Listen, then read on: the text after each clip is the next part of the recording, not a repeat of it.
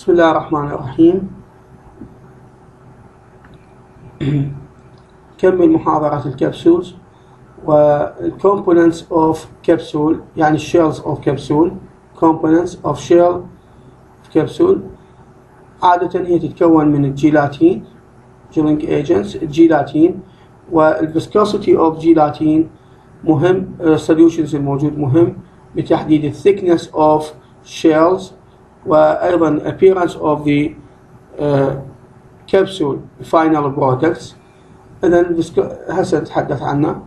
البلانت polysaccharides مثل الكارجينين modified form of starch and cellulose.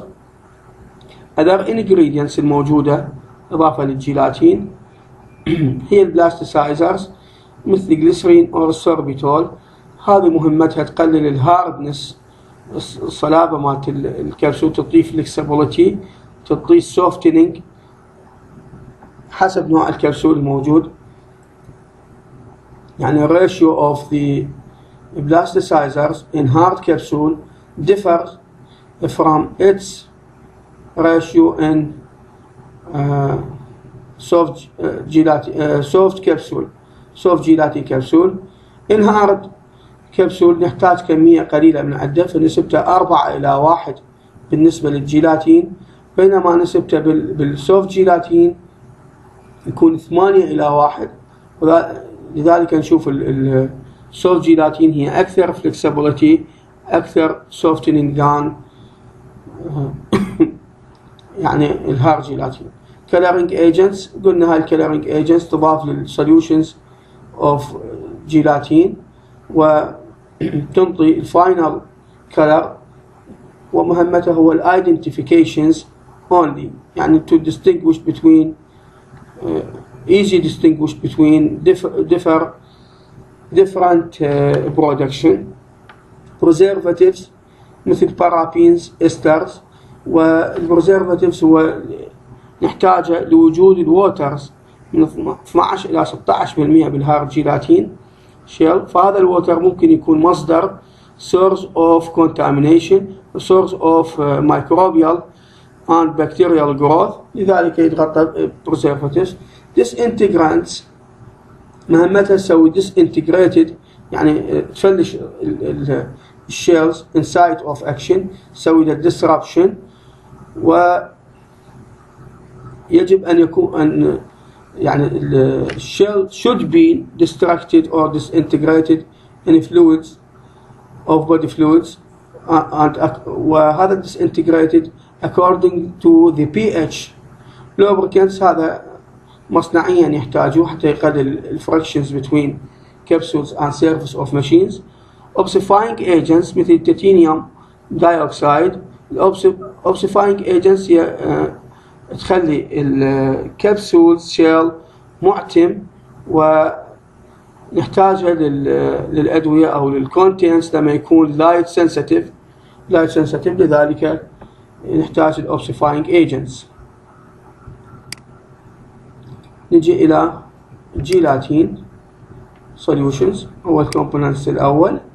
جيلاتين is heterogeneous products derived from hydrolytic extractions of animals collagen. يعني هو عبارة عن مواد مختلفة، يعني مختلفة بالكومبوزيشن، وينتج عن طريق الهيدروليتيك extraction، تحلل المائي أو طريقة استخلاص بالتحلل المائي للكولاجينز. The source of gelatins include bone, head portions, and frozen pork skin. Type of gelatins include type A and type B, derived from acid-treated precursors that exhibit an isoelectrical points pH 9. It's manufactured mainly from pork skin. التايب A مصدره، أولا مصدره هو جلد الخنازير، و يتعامل والاستخلاص مالته يعني بطرق الاستخلاص، هاي نقطة أيضا المهمة، هو الأسيد تريتد، يعني نعامله بأسيد، هو ونوعه هو بيزك أو الكالي. إذن 3 أشياء لازم نفهمهن عن تايب A جيلاتين. أولا مصدره هو السكين أوف بارك، ومانوفاكتشر وطبيعته يكون قاعدي، أثناء الاستخلاص نستخدم الأسيد. تايب B derived from alkali treated، الكالي نستخدم له المواد قاعدية، إذن هو أسيد النيتشر، لذلك الايزو الكتريكال بوينتس هي 4.7، ويجي المصدر مالته من الانيمال بونز، لذلك in comparison between these two should be put this point in our mind. Because these differences in electric points, both gelatin show solubility differences at pH different pH. هنا شو يقول؟ يقول الأول طبيعته قاعدي، لذلك يذوب بالأسيد سايت أو الأسيد بليس، لأنه يصير أسيد بيس انتراكشن، وذلك يتحلل، يصير له ايونايزيشن ويذوب الشيلز والكونتنت يكون ريليز. هنا طبيعته حامضي، لذلك الاستخلاص مالته يكون عن طريق القاعدي. طبيعته حامضي، إذن هو يتحلل بوسط قاعدي، لذلك هذا النوع ممكن أن يستخدم كإنتريك كوتد أو جاستريك أسيد ريزيستنس. لما نكون شنو الفائدة من عندها؟ أنه طبيعته قاعدي أو حامضي، راح السوليبيليتي مالته تختلف بالبي اتش، يعني السايت اوف اكشن او سايت اوف ريليز دي كومبوننتس راح يختلف باختلاف نوع الجيلاتين. يعني طبيعته قاعدي يتحلل بالاستومك، طبيعته حامضي يكون الهيدروليسيس مالته والسوليبيليتي بالقاعدي، وبالتالي بالانتستين اللي هي طبيعتها قاعدي. هذه خطوات البروسيس اوف جيلاتين برودكشن، مهم ان نفهمها. انه السورس هي دراي بون، ونعامله HCl 10 إلى 15، هو اسيد تريتد يعني، ويبقى له 10 ويكس، واللايم ريموف، بعدين البي اتش ادجستد، بعدين يسوي له اكستراكشن باي ووتر، هوت ووتر، بعدين فلتريشن، فاكيوم كونسنتريشن، بعدين شو اسمه good cooling to solidify، يعني ان تبريد حتى يتحول الى solid form، بعدين نجففه بالايدري، بعدين يطحن حسب الحجم المطلوب. هنا المهم انه نعرف انه acid treated upon source، ويحتاج درينج بالاير وميلينج تو سايز. هنا البارك سكين هو التايب بي، قلنا أسيد أيضا يستخدمون، لكن نسبته أقل والمدة أقل، 30 ساعة. هنا فور 15 يوم، بعدين الأسيد يسوي له ريموفل بالالكالي، بعدين يستمر بنفس الخطوات. هذا التايب بي.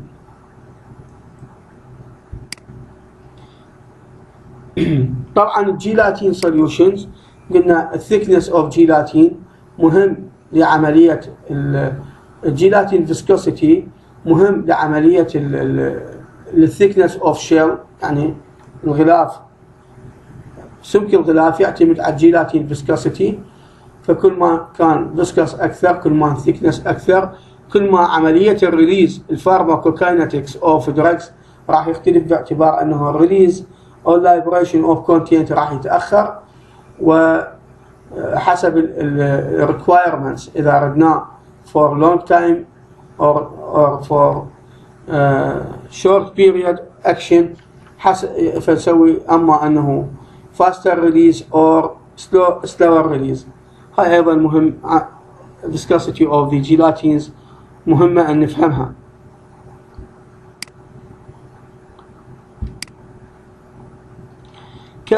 Some notes about the capsules.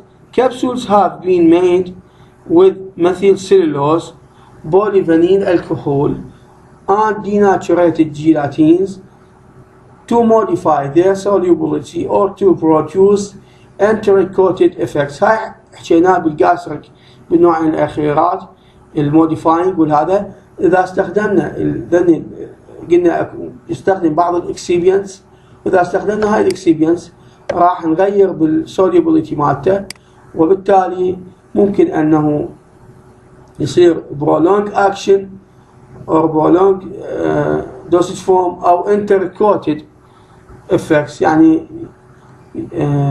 يحميه من ال HCl of stomach. The shell of capsule is made by dipping cool stainless steel model pins into a gelatin solutions. الشيل هو يختصرها انه يقول يمر بتغطيسها بستينلس ستيل يعني قوالب وبالجيلاتين سوليوشن. يعني الشيلز تصنع عن طريق تغطيس القوالب بمحلول الجيلاتين. Thickness of shell wall is controlled by viscosity of the gelatin solutions. هاي قلناها.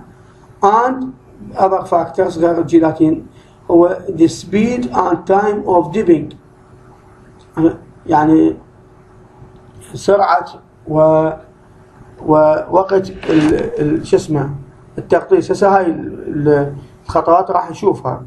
The most commonly employed for human use is range size of shell. most commonly employed for human use يعني الشيلز size from 0 وقبلها 30 to size 5. فكل ما كبر الحجم كل ما capacity of the gelatin shell تقل. يعني إذا رقم الشيل 5 يكون smallest type يعني أقل capacity يمكن 130 ملغرام. هذه بيها جدول إن شاء الله أنزله.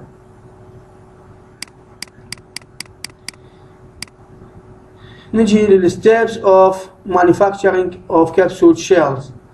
steps الأول هو قلنا preparation of gelatin solutions يسموه dipping solutions وهو محلول التغطيس. dipping solutions هذا solutions يحتوي 30 إلى 40% weight by weight of gelatin، ويحضر بإذابة الجيلاتين باودر in hot water وطبعا deionized، ونرفع درجة الحرارة من 60 إلى 70 درجة مئوية. ترافق هاي العملية bubbles يعني فقاعات. هاي الفقاعات راح تأثر على الويت مال الجيلاتينز والvariation in flowability أو during manufacturing راح أسوي لي weight variation. نتخلص من عندها باستخدام الفاكيومز بروسس. الخطوة الثانية الديب coating the gelatin solution on two metal pins أو القوالب. حضرنا المحلول مال الجيلاتين. نجي دور تغطيس هذا الميتالز داخل هذا المحلول، وطبعا المولدز تكون أكيد مكونة من كاب and body. من ثم rotation of dip or spinning of dip coated pins. بعدين عملية الروتيشن حتى نضمن التوزيع المتساوي للdipping solutions. ومهمة هذا التوزيع المتساوي راح ينتج لنا appearance elegance appearance، ويقضينا على مسألة الويت variation. drying the gelatin استخدام شو اسمه من ثم تجفيف، عملية تجفيف الجيلاتين الموجود على الصفوف أو الرفوف. stripping and trimming، هنا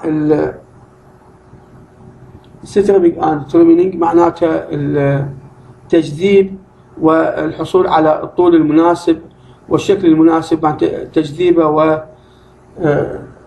ونحصل على شو اسمه شكل elegant. joining the trimmed capsule shell، دور ربط البودي والكاب. والبروتينينج أيضا عملية مهمة. البروتينينج هي أنه موجودة يعني طباعة informations of the capsule manufacturing، مثلا المانيفاكتشر من كومباني، مثلا الاكسباير ديت، السايز مالتها على الشيل. يعني هاي الخطوات موجودة. هذا ديبنج سوليوشنز او السوليوشنز الجيلاتينز، اجا المولز صار ديبنج، من ثم سبيننج او روتيشن، من ثم الدراينج موجود، ثم ستريبنج معناته تجذيب وحصول على مظهر لائق، من ثم كاتنج ينقسم الى نصين. وجود الكلرنج طبعا ايجنتس بالخطوه الاولى نضيفها ويا السوليوشنز، نحصل على جزئين وجويننج ثم البرودكت ينتج. machines that used to capsule manufacturing، يعني الماشين تستخدم للهارد جيلاتين، هي ليلي اند بارك ديفيز ماشينز. هذا الماشينز لازم نعرف انه يحتاج اوبريتر إلى، يعني مو فول اوتوماتيك، ينتج لنا 200 الى 250 الف كبسولة ديلي باليوم. generally the slow rotation speed of machines resulted in less weight variation. هذه خواصة.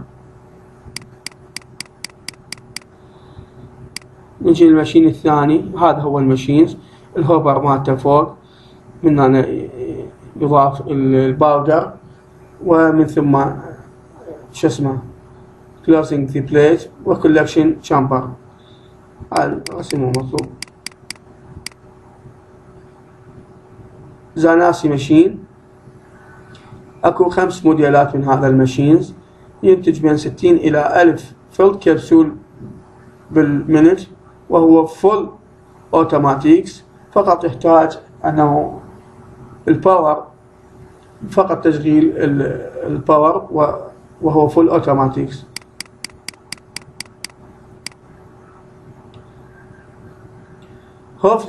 هوفليجر ان كارد ماشين، ينتج فقط 70 الى 2400 كبسولة بالمنت، و completely automatic machines ايضا. النوع الرابع هو MG2 ماشينز ب4 موديلات، ينتج بين 150 الى 1600 كبسولة بالمنت، يعني سريع جدا، و completely automatic machines. الباكيجينج لازم الباكيج يكون بجلاس او بلاستيك كونتينر or maybe strip، يعني بعلبة packaging. Tight closure is required to avoid moisture effects. سوف جيلاتين إن شاء الله على المحاضرة الجاية.